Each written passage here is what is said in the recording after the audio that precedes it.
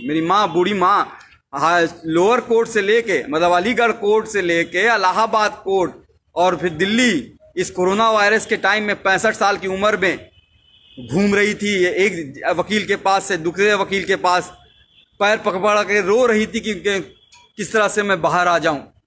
मैं बच्चों के साथ नहीं हूं, चूँकि कल रात में पुलिस की घेराबंदी हो रही थी और कुछ और बातें हो रही थी जिसको हम डिस्कस नहीं कर सकते हैं, तो इस वजह से अभी बच्चे मेरे पास पहुंचे नहीं हैं। मैं अभी अपने बच्चों को देख नहीं पाया हूं, आंखें तरस रही हैं। गले मिलना चाहता हूं अपने बच्चों के साथ, अपनी माँ की गोद में लेट के रोना चाहता हूं, सीरियसली रोना चाहता हूं। तब जिस तरह से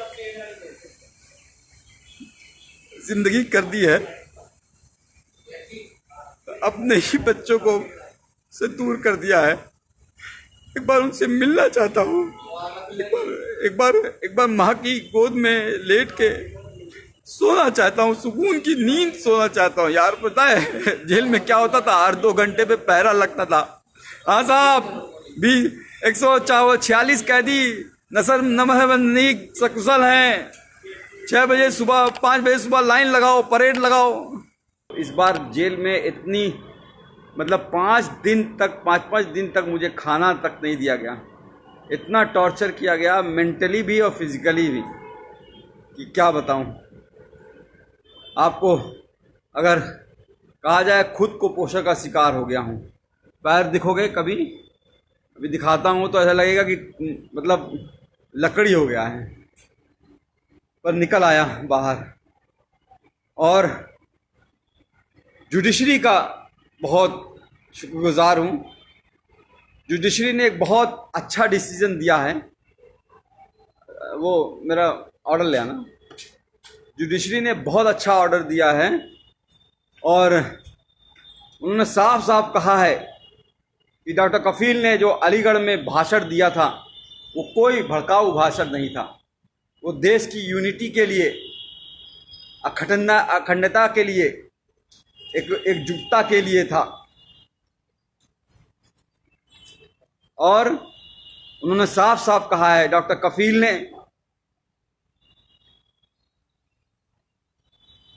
हेल्थ पे बात की है, एम्प्लॉयमेंट पे बात की है, एजुकेशन पे बात की है, रोटी कपड़ा मकान पे बात की है। हाँ ज़रूर एनटीसीए के खिलाफ बोला है, एनआरसी के खिलाफ बोला है, पर यह भी कहा है कि जो भी प्रोटेस्ट हो गांधी जी के अहिंसा के, सद्भावना के साथ होना चाहिए, कोई हिंसा नहीं होनी चाहिए।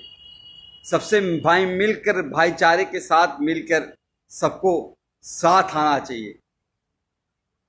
फिर भी उसके बाद जिस तरह से मुझे टॉर्चर किया गया, मुंबई एयरपोर्ट से पकड़ के 48 घंटे तक इंटरोगेट किया गया।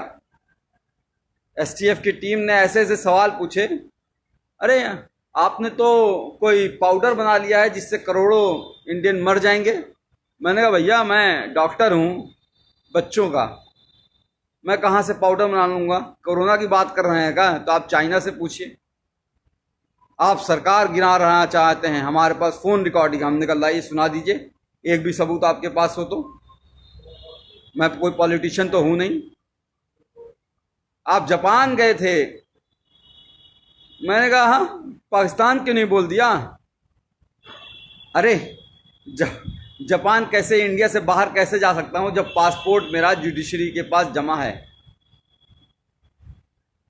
तो एक तरह से बहुत टॉर्चर किया। फिर जेल में रह के, जेल में ऐसी जहां रखा जहां पे 150 कैदी थे। वो 9 महीने का बीआरडी ऑक्सीजन ट्रेजिडी के बाद जो 9 महीने का दर्द था, उसको उससे ज़्यादा, उससे कई गुना, हज़ारों गुना ज़्यादा पतली पानी की तरह दाल, कच्ची रोटियां, वही सुबह शाम खाना है। जीना था। उम्मीद थी कि आप लोगों से दोबारा मिल सकूंगा, मुखातिब हो सकूंगा, आप लोगों से बात कर सकूंगा। और आप सबकी दुआएं काम आई।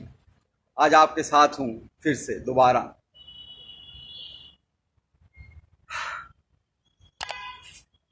हाँ आसिफ भाई, तनवीर भाई, अस्सलाम वालेकुम।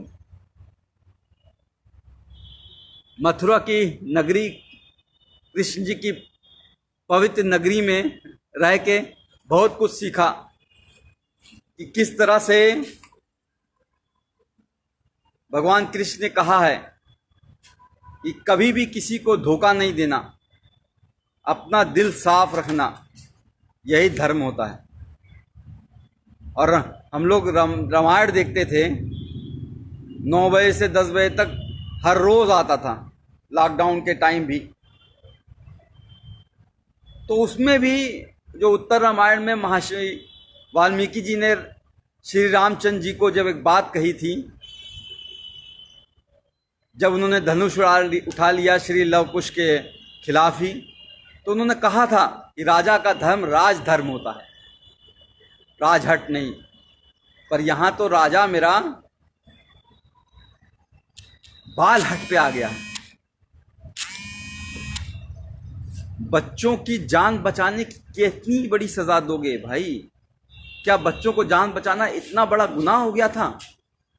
सारे लोग फ़ोन कर रहे हैं, फ़ोन नहीं कीजिए कोई भाई, मैं कुछ देर बात कर लूँ, बहुत दिनों बाद, 8 महीने बाद आपसे। राकेश चौधरी साहब शुक्रिया, वैभव पाठक थैंक यू यार, थैंक यू। इरफान खान साहब वालेकुम, आई लव यू टू।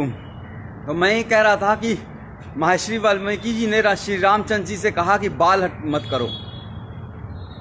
इस तरह से प्रताड़ना देना, 9 महीने उस वक्त जेल रखना, फिर बहराइच वाले कांड में भी 2 महीने जेल रखना, फिर 8 महीने इतना टॉर्चर कराना जेल में। बार बार सिर्फ यही कहा जा रहा था कि तुम उन 70 बच्चों की बात नहीं करोगे, जो 70 बच्चे ऑक्सीजन की कमी से मर गए हैं, उनकी कभी बात नहीं करोगे, उनको भूल जाओ। कैसे भूल जाऊं? अपने सामने मरते हुए उनको देखा है। कोरोना के टाइम जब इस भारत में, इंडिया में कोरोना ने एंट्री नहीं की थी, 27 जनवरी को मैंने वीडियो डाला था कोरोना पे लेके, और उस वक्त मैंने साफ साफ कहा, बताया था क्या करना है, क्या नहीं करना है, कैसे इससे बचना है। और 30 जनवरी को पहला केस इंडिया में आया।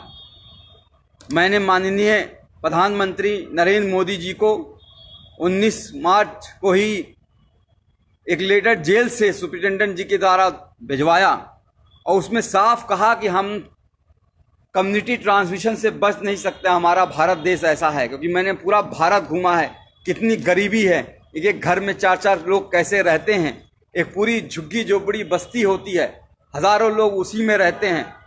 जैदू भाई जी, तो उसमें रहते हैं, वो कैसे रहते हैं, वो कैसे दूरी, 2 गज की दूरी रहो, कह देना आसान होता है, पर वो इतना आसान नहीं है गरीबों के लिए। कितने माइग्रेंट बेचारे चलते चलते गए, ट्रेनों में दब गए। गरीबी कितनी है, आज क्या हालत हो गई है हमारे देश की। कोरोना वायरस इस तरह से फैल चुका है कि हम दुनिया के दूसरे नंबर पे पहुंचने वाले हैं, ब्राजील को भी छोड़ देंगे। श्री नरेंद्र मोदी जी के दोस्त ट्रंप साहब, और ये इंडिया फर्स्ट और सेकंड नंबर पे रह गया है। 48 लाख कोरोना वायरस केस हो चुके हैं और 60,000 से ज़्यादा मौतें हो चुकी हैं। बहुत कुछ करना चाहता था इस कोरोना वायरस के लिए, 8 महीने में शायद बहुत कुछ कर सकता था, पर करने नहीं दिया गया। जेल में जानबूझ के मुझे इस तरह से रखा गया कि मतलब समझ लीजिए कि टॉयलेट करने के लिए आधे घंटे के लिए लाइन लगानी पड़ती थी, नहाने के लिए आधे घंटे के लिए लाइन लगानी पड़ती थी। गर्मी इतनी हो जाती थी कि कपड़ा पहन के, पूरा नहा के, पूरा बिस्तर बिछा के, बिस्तर को भी भिगा देता था, तब जाके लेटता था। और वो 150 लोग, 534 लोगों की रहने की जगह है वो, लेकिन 1600 कैदी थे। अब बताइए वहां पे कैसे सोशल डिस्टेंसिंग हो जाएगी? वो ख्वाब था। लोगों की सांसें, लोगों की बदबुआं, लोगों की मतलब पेशाब की महक, और एक टॉयलेट होता था, 150 लोगों के बीच एक टॉयलेट। किस तरह से जिंदगी गुजरी है। और एक बात बता दूं, सिर्फ मैं नहीं सफर किया हूं, पूरी फैमिली को हरास किया है, पूरी पूरी फैमिली को जिस तरह से प्रताड़ित किया गया है उसका कोई बयान नहीं है। गोपाल दीक्षित जी, शेखर जी, मैं हायस कर रहा हूँ अपनी सेहत, अब तो कुछ बनाऊंगा। वहाँ तो पतली दाल से ज़िंदगी बस चलानी थी। तो मेरा बच्चा जो 11 महीने का था, जब चल नहीं पाता था तो उसे छोड़ गया था, आज चलता है, दौड़ता है, बोलता है। पिछली बार भी जब बीआरडी में 70 बच्चे मरे थे और उस वक्त भी बिना बात के झूठ केस में फंसा के जेल भेज दिया गया, और जब 9 महीने बाद हाई कोर्ट ने कहा कि अरे डॉक्टर कफील की कोई गलती नहीं थी, इंक्वायरी रिपोर्ट में आ गया अरे डॉक्टर कफील की कोई गलती नहीं थी, तो भी जब बाहर आया तो मैंने अपनी बच्ची को चलते हुए देखा। उस वक्त भी अपनी बच्ची जब वो को छोड़ के गया था तब भी वो 11 महीने की थी, चल नहीं पा रही थी और बड़ी हो गई थी। आज मेरे दोनों ही बच्चे, मेरे ही दोनों बच्चे, मैं खुद अपना बाप होके, मैंने दोनों बच्चे, मुझे बाप पापा का मतलब नहीं समझते हैं, अब्बू जान का मतलब नहीं समझ पाते हैं, पिताजी का मतलब नहीं समझ पाते हैं। ये दर्द है। मेरी माँ 65 साल की बूढ़ी होके हाई कोर्ट और सुप्रीम कोर्ट के चक्कर लगाती रही, तब जाके ये जीत हुई है। और जुडिशरी ने इतना अच्छा ऑर्डर किया है। एक बात और करा दूं, एसटीएफ का शुक्रगुजार हूं कि उन्होंने मुंबई से मथुरा लाते वक्त मेरा इनकाउंटर नहीं कर दिया विकास दुबे की तरह, वरना तो शायद वो मुझे मार ही देते। लोगों की आवाज़ को दबाना ही इनका काम है। बहरहाल ऑर्डर आपको पढ़ के सुनाना चाहूँगा। इतना अच्छा ऑर्डर गोविंद माथुर साहब ने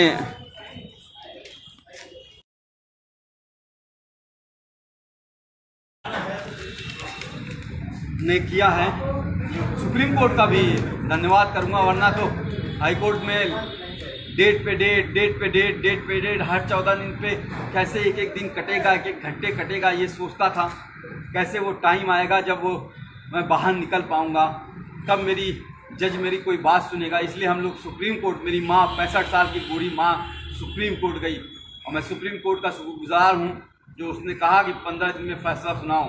और मैं चीफ जस्टिस गोविंद माथुर जी का हाथ जोड़ के शुक्रगुजार हूँ जो इन्होंने इतना अच्छा ऑर्डर दिया 15 दिन के अंदर ही, जिसमें साफ साफ लिखा है कि MBBS करने के बाद 2016 में मैंने ज्वाइन किया था, 2017 में घटना हुई थी, 1 साल का जूनियर था मैं, जूनियर मोस्ट डॉक्टर, और फिर भी उन बच्चों को बचाने के लिए जी जान लगा दी और उसके बावजूद उनको जेल भेज दिया गया। और ये नहीं, इसके अलावा नहीं,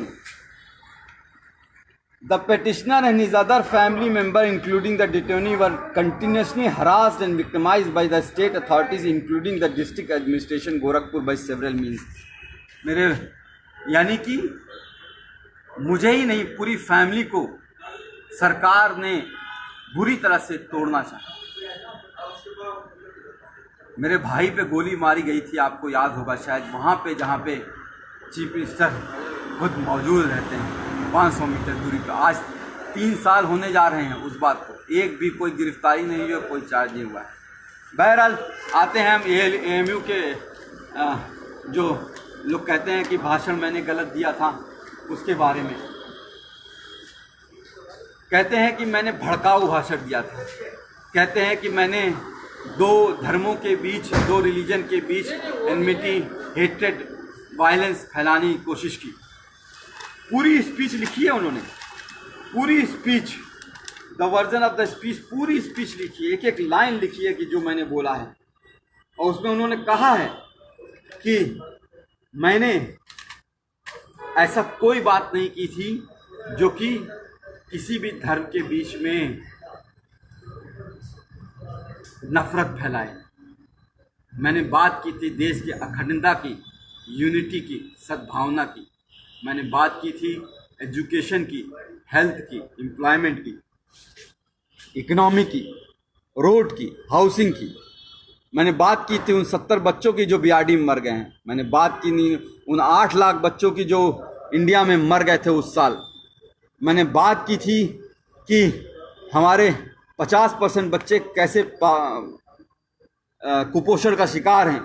मैंने बात की थी कि इंडिया कैसे एड्स और HIV का हब बनता जा रहा है। मैंने बात की थी कि 72% ऑफ पॉपुलेशन हमारी अभी भी हेल्थ स्ट्रक्चर वहाँ पे है ही नहीं। आज हालत दिखाई दे रही है ना।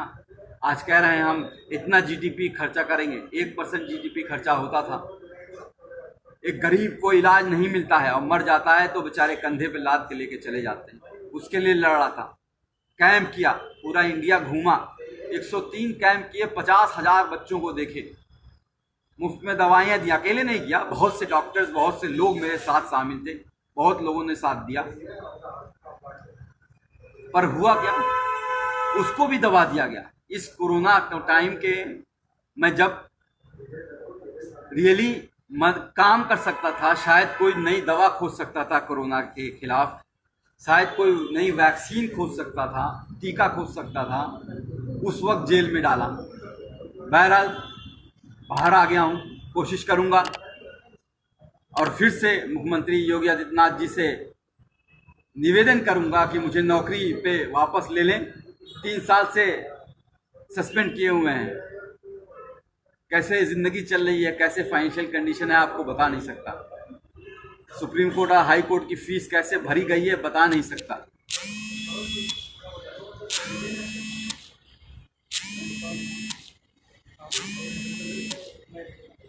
पर लड़ा, कहते हैं ना इस जुल्म की दौर में जुबां, कहते हैं ना कि इस जुल्म के दौर में जुबां खोलेगा कौन। अगर हम भी चुप रहेंगे तो बोलेगा कौन। तो बोलना ज़रूरी है, किसी न किसी को कुर्बानी देनी होगी और शायद ऊपर वाले ने मुझे चुना है।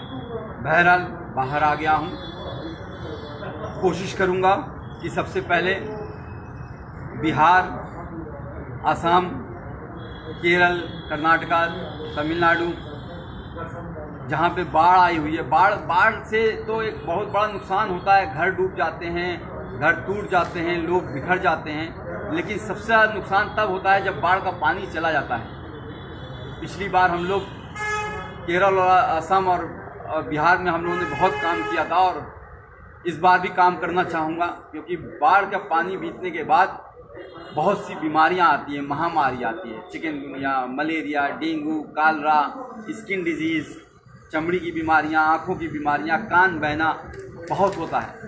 उस पर काम करना चाहूँगा। कोरोना वॉरियर की तरह काम करना चाहूँगा। कोशिश करूँगा, अगर योगी जी की कृपा होगी, नौकरी अगर वापस मिल गई तो किसी हॉस्पिटल से अटैच होकर रिसर्च करूँ और कोशिश करूँ कि कोई नई दवा ईजाद हो पाए जिससे हमारा देश की और किसी की मौत ना हो। बढ़ता जा रहा, हर रोज़ 1000 लोग मर रहे हैं। एक का भी मरना बहुत खतरनाक बात है। जिसके घर में, परिवार में एक मौत होती है वही वो जानता है, एक भी मौत होती है। और यहाँ तो सब 60-65 हज़ार लोग मर चुके हैं। उस पर काम करना चाहूँगा। और अगर वैक्सीन के लिए कहेंगे कि मैं गिनी पिग बन जाऊं, मेरे ऊपर रिसर्च हो जाए, मैं खुद टीका लगवा लूँगा, अपने आप को वॉलंटियर करूँगा मैं। ये मेरी नई योजना है। अभी कुछ दिन अपने बच्चों के साथ रहना चाहता हूँ, अभी तक मिल नहीं पाया हूँ। कल भी आप सोच लीजिए, कल 11:30 बजे डिस्ट्रिक्ट जेल मथुरा में ऑर्डर पहुँच गया था हाई कोर्ट का। DM अलीगढ़ को हाई कोर्ट का ऑर्डर मिल गया था, लेकिन फिर भी 12 घंटे तक ये लोग यही कोशिश करते रहे कि किसी तरह से कोई और केस में फंसा दें।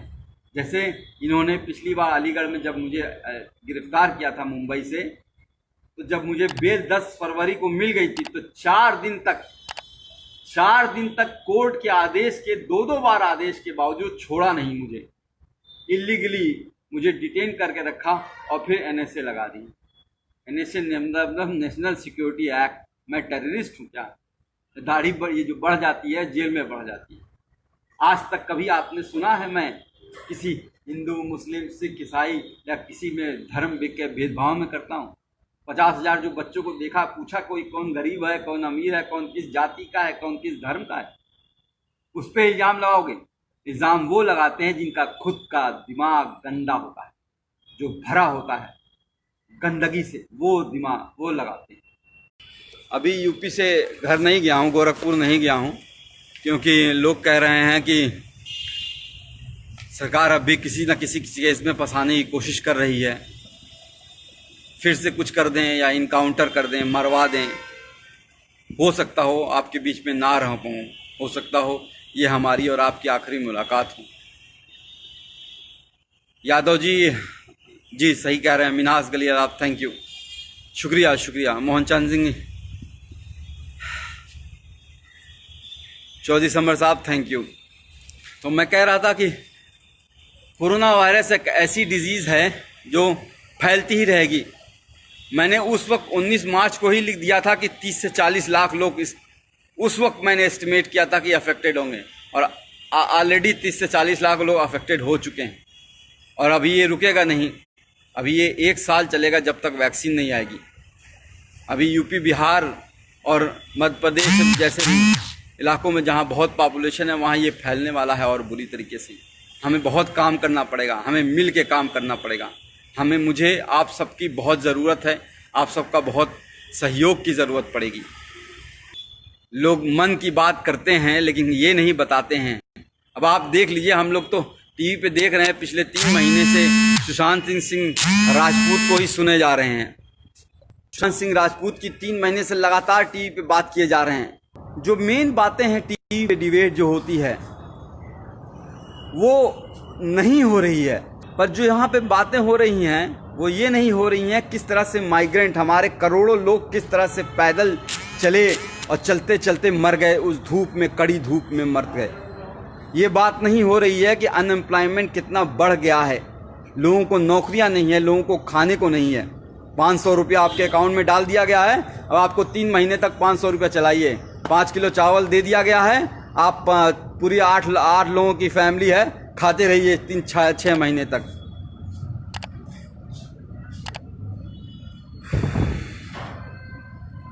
बात जो है रियल इशू पे होगी ही नहीं, एजुकेशन पे होगी ही नहीं, एम्प्लॉयमेंट पे होगी ही नहीं, हेल्थ पे होगी ही नहीं। हमारा जो कोई भी आप हॉस्पिटल देख लीजिए क्या हालत हो गई है, कोई भी सरकारी हॉस्पिटल में जाना नहीं चाहता है। आपने ध्यान दिया है, कोई भी बड़ा मंत्री, कोई भी बड़ा अधिकारी, कोई भी बड़ा जो है चीफ मिनिस्टर हो या कोई भी हेल्थ, मतलब मैं नाम नहीं लूँगा, सब लोग वेदांता में जाके इलाज करा रहे हैं। वेदांता यानी कि नोएडा में करोड़ों रुपए का इलाज करा रहे हैं, लेकिन कोई भी सरकारी हॉस्पिटल में नहीं जाना चाहता है। क्यों? क्योंकि सरकारी हॉस्पिटल की हालत ख़राब है, वहाँ गरीब जाएगा, गरीब मरेगा, और गरीब मरता है तो मर जाने दो, क्या फ़र्क पड़ता है। तो जो लोग ये सोचते हैं कि बार बार जेल में डाल के, मार के, पीट के, तोड़ के, यहाँ मारो, यहाँ मारो, यहाँ मारो, उल्टा पटला रात को डंडे से मारो, गांड लाल कर दो एकदम पूरी तरह से, पैर पे मारो, करते रहो तो ये एकदम तोड़ दो इसको, तो वो शायद नहीं जानते हैं कि एक बात सिखाई गई थी कि डरना नहीं है। आई वोंट बेंड, मैं झुकूंगा नहीं। डरना आता नहीं हमें, चाहे जितना भी डरा लो। हर बार एक नई ताकत से उठेंगे, चाहे जितना भी झुका लो।